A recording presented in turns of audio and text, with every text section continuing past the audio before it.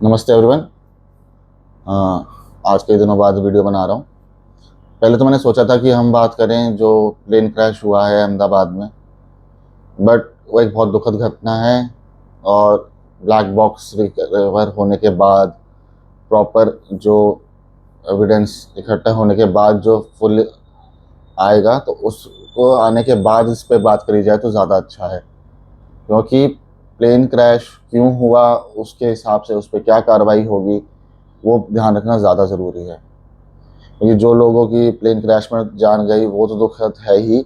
उसके अलावा जहाँ पे वो हॉस्टल मेस, जो कॉलेज है, मेडिकल कॉलेज, उस पर जो हॉस्टल मेस वगैरह है, डॉक्टर, मैं खुद इस बात से बहुत दुख है मेरे को कि बट जो बडिंग डॉक्टर्स, बिल्कुल स्टूडेंट्स, उनकी भी बहुत लोगों की जान गई और बहुत लोग क्रिटिकल हालत में हैं। पर एक ये बहुत दुखद घटना है। इस पर अब जो भी है पूरे उनका जो निष्कर्ष निकले, ब्लैक बॉक्स रिकवर होना हुआ है उसके बाद, कि जी क्या रहा, क्यों हुआ ऐसा, तो उसके बाद इस पे बात करना ज़्यादा अच्छा रहेगा। उसके लिए हम सब, जो भी लोगों की डेथ हुई है, उनकी फैमिलीज के लिए हमारी तरफ से पूरा सपोर्ट, और उन सब के लिए एक ओम शांति। भगवान की आत्माओं को शांति दे। वो जिस भी धर्म और जिससे जो उस हिसाब से सबको आराम। अब जो मेन है वो है आज का टॉपिक, इसराइल ने जो अटैक किया ईरान के न्यूक्लियर साइट्स पे, बैलिस्टिक मिसाइल साइट्स पे, और उसके बाद जो ईरान ने रिएक्शन दिया है। तो अब देखने वाली बात वही है, जैसा कि हर एक कॉन्फ्लिक्ट में होता है। ईरान अपने आप में किसी भी दिक्कत में नहीं है। उनकी सबसे बड़ी दिक्कत ये है कि वो एक ऑटोक्रेसी पे जी रहे हैं, और उनको death to America, death to Israel, वही यहूद हनूद और इन सब में रेडिकलाइजेशन में फंसे हुए हैं।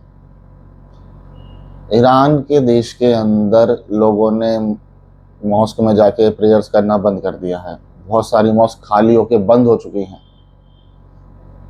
लोगों के अंदर बहुत रोष है इस बात का।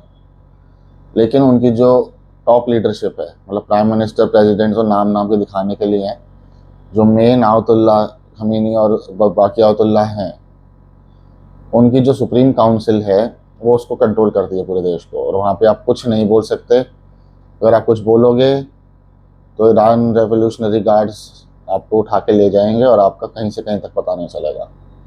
ये अभी हमने पिछले जो जो इनका वो हुआ था, बुरखा के अगेंस्ट और नकाब के अगेंस्ट जो प्रोटेस्ट हुए थे, उसमें हमने देखा था कि कैसे औरतों, लड़कियों को घसीटा गया और डेथ भी हुई बहुत सारे लोगों की उसमें, प्रोटेस्ट वगैरह जो हुए थे। चलो ये इनका कल्चरल और क्या कहते हैं पॉलिटिकल सिस्टम का मामला है, ये अलग है। लेकिन दूसरा जो मेन बात है कि ईरान न्यूक्लियर वेपन्स बनाने के लिए यूरेनियम को एनरिच कर रहा है। और सबको पता है कि वो यूरेनियम और ये जितना भी आया है, ये सारा का सारा इनको पाकिस्तान से स्मगल हुआ है। पाकिस्तान ने इनको न्यूक्लियर रिएक्टर्स वगैरह सब बनाने के ब्लूप्रिंट्स वगैरह पकड़ाए हैं। और वही वाली बात है कि हीरा मंडी है, सब कुछ सप्लाई का काम है इनका। गधे, घोड़े, हथियार, जिहादी, सब कुछ, एनीथिंग यू वांट, अगर इन पे और आप इनको पैसे दे सकते हो, कुछ भी सप्लाई कर सकते हैं। पाकिस्तान तो चलो ऐसा ही है। ईरान ने न्यूक्लियर पावर को इन्रिचमेंट करने के लिए चला है। 3.6% अगर आप एनरिच कर लेते हैं तो आप उससे पावर जनरेट कर सकते हैं। ठीक है, पावर जनरेशन के लिए इससे ज़्यादा अगर आप 3.67 3 ऐसे कर लेते हैं, उतने में आपकी पावर जनरेशन की कैपेबिलिटी आ जाती है, आप मज़े से जियो। ईरान जैसे ऑयल रिच कंट्री को कोई वैसे ज़रूरत है नहीं, लेकिन वही वाली बात है, न्यूक्लियर पावर, न्यूक्लियर जो एक वेपन और पावर का जो एक वो है भूख, ये ऐसी ऑटोक्रेसी वाली और ऐसे फंडामेंटली रेडिकलाइज्ड लोगों की जो सोसाइटीज़ जो गवर्नमेंट पे है उसमें देखा जाता है कि उनको काफ़ी भूख है कि हमारे पास हो, तो उसके पीछे पड़े हुए हैं। अब क्या है कि शिया मुस्लिम वर्ल्ड और सुन्नी मुस्लिम वर्ल्ड के दो जो धिरे हैं, उसमें एक तरफ सऊदी अरेबिया, एक तरफ ईरान है। तो अब इन्होंने न्यूक्लियर उसको बढ़ाना है। अब ये 60%, 50-60% ऐसे लगे हुए थे करने में। अब उस पर अमेरिका ने इनको 2 महीने 2.5 महीने पहले बोला था कि हम आपसे बात करना चाहते हैं, इसको ऐसा मत करो, इसको सॉर्टेड रखते हैं, डील करते हैं। वो नहीं माने कि नहीं, हम कोई डील नहीं करेंगे, हम अपने हिसाब से चलेंगे, सारा सब कुछ हमारे हिसाब से होगा। अब सारा सब कुछ उनके हिसाब से होते होते ये हुआ कि फिर अमेरिका ने बोला कि हम आपको 2 महीने का टाइम देते हैं, 60 डेज, आप 60 डेज में सोच लीजिए, वरना फिर हमारे को स्ट्रिक्ट एक्शन लेने पड़ेंगे। और जब इसराइल ने स्ट्राइक करी है, वो 61st डे था। ये स्ट्राइक अमेरिका की बैकिंग से हुई है और अमेरिका को इसको बैक करना पड़ेगा कि अगर इसराइल मिडल ईस्ट से चला जाता है, फिर मिडल ईस्ट में सिर्फ आग ही आग है और उस आग में झुलसेगा पूरा यूरोप और पूरा मतलब वर्ल्ड। तो इसराइल को खोना अमेरिका के किसी भी हालत में बर्दाश्त कर नहीं सकता। अब इसलिए अमेरिका के पास सबसे एक ही चीज़ बचती है कि एंड टू एंड क्लियरेंस दी जाए और इनको सपोर्ट किया जाए। तो अब जैसे कल इन्होंने जो अटैक किया इसराइल ने, वो अटैक कहाँ पे किया? ईरान के मेन न्यूक्लियर जो एनरिचमेंट एरिया, न्यूक्लियर रिएक्टर्स जो उनके थे, जहाँ पे वो इसको एनरिचमेंट और इस करने की कोशिश करते हैं, वहाँ पे तबरीज़ वगैरह जो एरिया है वहाँ पे मिलिट्री पे उन्होंने सिविलियंस को टारगेट नहीं किया, क्योंकि वही वाली बात है, रिस्पॉन्सिबल लोग वॉर क्राइम्स नहीं करते। मिलिट्री पे अटैक किया ताकि पॉइंट टू पॉइंट एक्शन हो, सिविलियंस पे जान ना जाए, कम से कम जान का और माल का नुकसान हो सिविलियन जोन में। प्रिसीजन स्ट्राइक्स थी। अब आपस में उल्टे में क्या हुआ? ईरान ने अंधाधुंध रॉकेट छोड़े, मिसाइल छोड़ी, सब कुछ छोड़ा। और ये नहीं कि उन्होंने टारगेटेड, उन्होंने रेजिडेंशियल एरिया कहीं कहीं तो गिर जाए बस। ईरान के न्यूक्लियर प्रोग्राम की धज्जियां तोड़ी, उनका डिफेंस सिस्टम भी उड़ गया, उनके बैलिस्टिक मिसाइल के जो स्टोरेज थे वो भी काफ़ी डैमेज हुए, पर उनके पास फिर भी है, उन्होंने अटैक कर दिया। अब ईरान को कोई ये समझाए कि भाई तुमने अटैक तो कर दिया, पर अब तुमने जो अटैक किया वो किया उनके सिविलियन एरियाज पे जाके मिसाइल और डबरी गिरी है। तो अब इसराइल जब वापस अटैक करेगा तो इसराइल सीधा कह सकता है कि भाई मेरे बच्चे लोग, छोटे बच्चों को सीधा सीधा अटैक कर रहे हैं, अगर ये बैलिस्टिक मिसाइल में न्यूक्लियर पावर होती, ये ईरान तो न्यूक्लियर पावर बनाना चाहता है, अगर इसमें न्यूक्लियर आपका वॉरहेड होता और वो गिर जाता, तो इसराइल बहुत छोटा देश है, वो 1 या 2 बैलिस्टिक मिसाइल अगर न्यूक्लियर वॉरहेड के साथ गिर जाएगी तो सेकंड स्ट्राइक कैपेबिलिटी होते हुए भी वो अपने घुटनों पे आ जाएगा और एग्जिस्टेंशियली ख़त्म हो जाएगा। ज्यूज़ के पास ले दे के, जो पूरा जुडिया होता था, इतना बड़ा एरिया होता था, वहाँ पे ले दे के उनके पास छोटा सा इसराइल है, और वो फंडामेंटली किसी को कुछ नहीं कहते। उनके भी देश में रहते हैं अरब, उनके देश में भी मुसलमान रहते हैं, उनको भी कोई दिक्कत नहीं कहते। उन्हें बस फंडामेंटलिस्ट से दिक्कत है। उनको 2 चीज़ चाहिए कि भाई मुझसे तंग मत करो और ये गाज़ा वाज़ा इनको हटाओ यहाँ से, ताकि इसराइल को एक सांस आए। गाज़ा की स्ट्रिप इसराइल को चोक थ्रोट कर एकदम वैसे गला घोटने के लिए रख रखी है उन्होंने। अब अगर सेम चीज़ कहीं मुस्लिम देश में हो कि एक स्ट्रिप है जहाँ पे ये चल रहा है, वो रात में एक आदमी को नहीं छोड़ेंगे। पर वही वाली बात है कि रेडिकलाइजेशन और उसका ड्रामा हावी है दुनिया पे, लेफ्टिस्ट और सारा प्रोपेगेंडा और सेकुलरिज्म। वो बेचारे मरने को हो जाएं तो भी उनको नहीं हटा पाते। वो अपना एग्जिस्टेंशियल क्राइसिस के आखिर में जब सांस लेना मुश्किल है तब जाके कुछ करे ज्यूज़। और उसके अगेंस्ट में ये फंडामेंटलिस्ट कुछ भी करते हैं, ये रेजिडेंशियल एरिया पे फायर कर दें, ये सपोर्ट कर दें third party non state actors, terrorist, जो मर्जी कह लो उनको हमास को सपोर्ट कर दें, हुदीस को सपोर्ट कर दें, खुलेआम ड्रामेबाजी चल रही है, तब सब चुप, तब सब कंडमनेशन कंडमनेशन कंडमनेशन, सब एक तरफ आगे खड़े हो जाते हैं। और जब इजराइल कुछ कर दे तो इजराइल के मतलब एकदम गले पे पड़ जाओ, अमेरिका से उनको एकदम चिलवाओ, हर जगह से चिलवाओ, ये चल रहा है। इसमें अब रशिया ईरान की तरफ ले रहा है क्योंकि उन पॉलिटिकल इंटरेस्ट हैं, अमेरिका और बाकी मिडिल ईस्ट कंट्रीज इजराइल की तरफ खड़ी हैं। पर अब जो इस पूरे उससे निष्कर्ष निकल के ये आया है कि इजराइल ने बोला है कि इजराइल की एग्जिस्टेंशियल क्राइसिस है कि अगर कोई भी मिडिल ईस्ट में न्यूक्लियर पावर बनता है और ख़ासकर ईरान, तो वो उनको न्यूक्लियर पावर नहीं बनने देगा। अब चाहे उसके लिए उनको 50 बार उन पर अटैक करना पड़े, 100 बार, जब तक ईरान बिल्कुल ये लिख के ना दे दे और उसको फॉलो ना करे कि भाई हम न्यूक्लियर पावर नहीं बनाएंगे, ठीक है, तब तक वो नहीं रुकेंगे। और सिंपल सा बात है, रुकना क्यों चाहिए भाई? इन सबसे माइनॉरिटी में जो ज्यूज अभी ये हैं, इनके पास है क्या बचाने, खोने और बचाने को? छोटा सा जगह है, उसमें कोई ज़्यादा उनका ये है नहीं कि भाई वहाँ पे दुनिया भर के रिसोर्सेज वगैरह हों। चारों तरफ से घिरा, एक तरफ से सीरिया है, Jordan, Egypt, Gaza strip, West Bank, उसके बाद इराक, ईरान, मतलब चौतरफा घिरा हुआ बेचारा, उनके बीच में बैठा,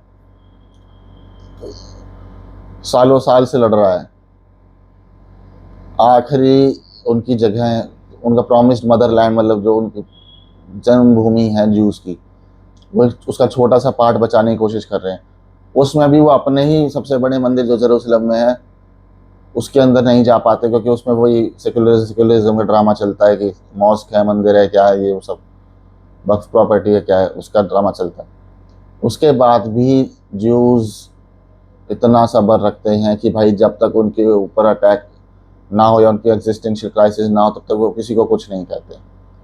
7 अक्टूबर हुआ, उसके बाद उनको हमास पे जो अटैक किया, उससे पहले छोड़ रखा था उन, मतलब इजराइल पहला ऐसा शायद मैंने देखा, उसको पता है ये मेरा गला काटेंगे और उन्हीं को फिर भी वो दे रहा है, मतलब कि आओ भाई यहाँ काम कर लो, तो इस बार तुम कुछ कमा लोगे, तुम्हारा भी भला हो जाएगा, इतना कर रहा है, मतलब पहले चल रहा है। अब की बार बेचारा बोले जा रहा है कि भाई मत कर मत कर मत कर मत कर, लेकिन नहीं, लगे पड़े हैं कि ऐसे कैसे, तब कर दिया। अब बात करते हैं नुकसान की। सबसे पहले इसराइल ने जो ईरान पर अटैक किया उसमें ईरानियन रिवोल्यूशनरी गार्ड फोर्सेस या कमांडोज होता है, उसके चीफ का नमस्ते, ख़त्म, बाय बाय, हो गए। ईरान की जो मतलब मेन मिलिट्री फोर्सेस है, जो कमांडर हैं, वो गए। उसके अलावा ऊपर के मतलब इजराइल ने और जो ईरान ने बताया है कि 20 कमांडर मेन गए। उसके अलावा कल ये भी खबर चल रही थी कि ईरान के जो प्रेसिडेंट हैं उनका पे या फिर कैबिनेट के कई मिनिस्टर्स का भी क्लियर वो आ नहीं रहा कि हैं या नहीं है। उसके अलावा जो उनका मेन न्यूक्लियर इनरिचमेंट साइट थी, ख़त्म। तबरीज़ जो मिलिट्री एरिया था, ख़त्म। उनके जो बैलिस्टिक वेपन्स और स्टोरेज एरियाज हैं, ख़त्म। एयर जो उनकी एयर कमांड होती है और एयर डिफेंस होता है, वो भी ख़त्म। और ये सबसे बड़ी बात है कि मोसाद इतना कैपेबल है कि उन्होंने जो ड्रोन स्ट्राइक्स करी वो ईरान में रहते हुए करी, कि ईरान के अंदर से ही लॉन्च करी। जैसे रशिया के अंदर अटैक हुआ था, जो यूक्रेनियंस ने रशिया के अंदर पूरे पूरे कार्गोज को भेज के वहाँ से ड्रोन स्ट्राइक करी थी, वैसा ईरान ने यहाँ पे ईरान में इजराइल ने करके दिखाया। तो ये बताता है कि मोसाद ईरान के चप्पे चप्पे से वाकिफ़ है। ईरान को ये बात समझनी चाहिए कि अगर वो ये कर सकते हैं तो इसे 50 गुना बड़ा भी कर सकते हैं। वो तो बस वही वाली बात है कि ह्यूमैनिटेरियन लोग होते हैं, ज्यूज जैसे हिंदूज होते हैं, कि कंस्ट्रेंट्स हैं कि भाई हम ऐसे खुलेआम जेनोसाइड नहीं करेंगे। जो इजराइल के ऊपर जो अटैक हुआ उसमें तो उन्होंने माना नहीं कि कहीं बम गिरे, कहीं तबाही हो, जेनोसाइड हो वेनोसाइड हो, कोई मतलब नहीं, हमने तो बस फोड़ना है। इन्होंने स्ट्रिक्टली मिलिट्री एरियाज और जो उन्होंने टारगेट्स उस पर प्रिसाइज अटैक किया है ताकि civilian casualty minimum to minimum रहे। ठीक है, तो पॉलिटिकली और लीडरशिप वाइज और मिलिटरीली ईरान को काफ़ी नुकसान हुआ है। अब ईरान ने जो अटैक किया वो मिसाइल से किया है, बैलिस्टिक मिसाइल्स भी यूज़ हुई हैं। अब वो मिसाइलों ने जो अटैक किया उसमें एक शख्स की मौत हुई, उनकी एज 80 के अराउंड बताई जा रही है। उसके अलावा 9-10 लोग घायल बताए गए हैं अभी तक। अब इस पूरे अटैक के बाद अगर कोई ये कहता है कि भाई इज़राइल अब क्या करेगा, तो इज़राइल अब रिटेलिएशन एस्केलेट भी कर सकता है, डिस्केलेट भी कर सकता है, डिपेंडिंग कि अब जो पॉइंट रखा जाएगा उस पर उसको क्या जवाब मिलता है। क्योंकि भाई मेरे पास बेस्ट डिफेंस सिस्टम है, तो भाई डिफेंस करते करते एक आध तो आएगी, छूट सकता है।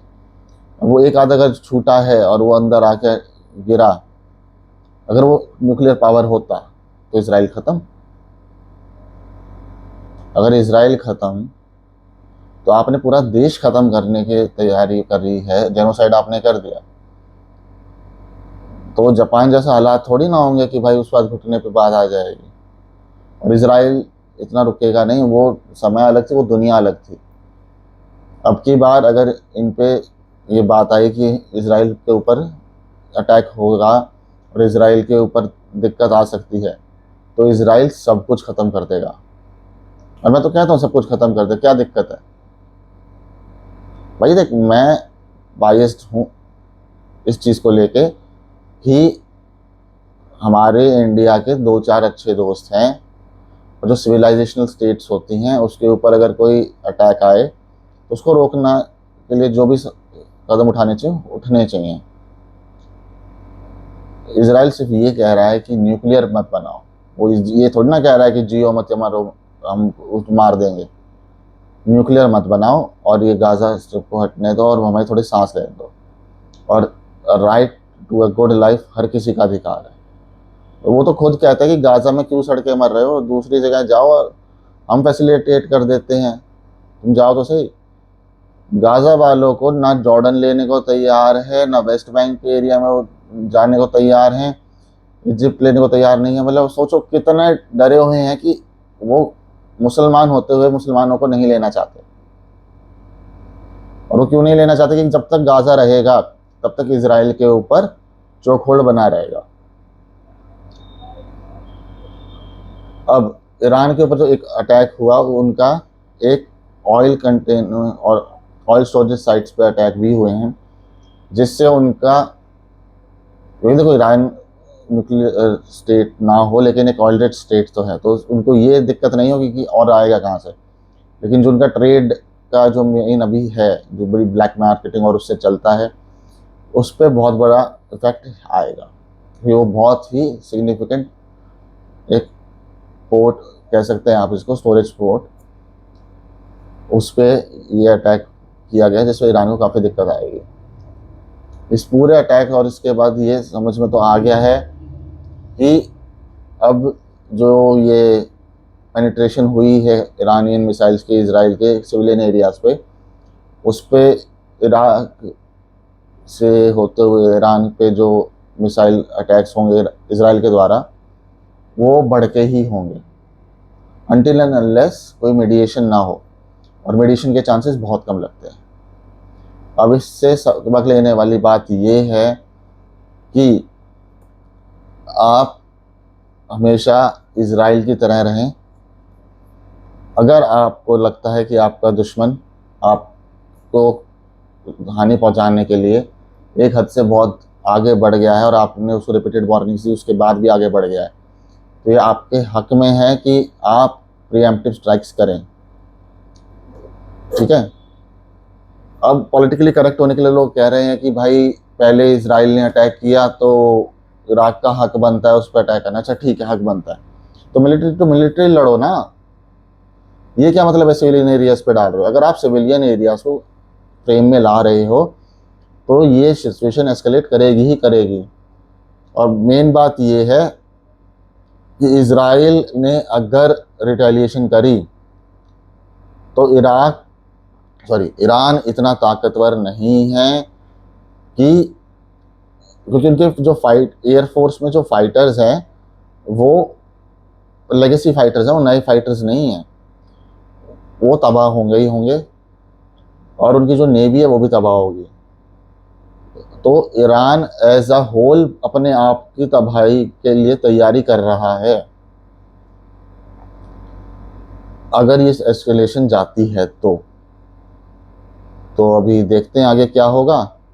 बाकी मेन बात यह है कि कल पूरी रात ईरान ने इजराइल पे अटैक्स करे, जिसका अभी सुबह भी जो कंटिन्यू रहे, और देखा गया कि सिविलियन एरियाज को इंक्लूड किया गया है।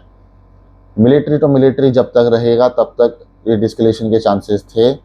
अब क्योंकि सिविलियन एरियाज पे बम गिरे हैं, इजराइल के एक सिटीजन की जान गई है, 9-10 लोग घायल हैं, तो उस कंडीशन में ये सिचुएशन किस तरफ मुड़ेगी उसका भी हमें आगे आगे देखना पड़ेगा। बाकी लेट्स सी आगे क्या होता है। तब तक के लिए thank you very much for giving me your time, और थोड़ा लाइक एंड सब्सक्राइब कर पाएँ वीडियो को तो बहुत अच्छा रहेगा। Thank you very much.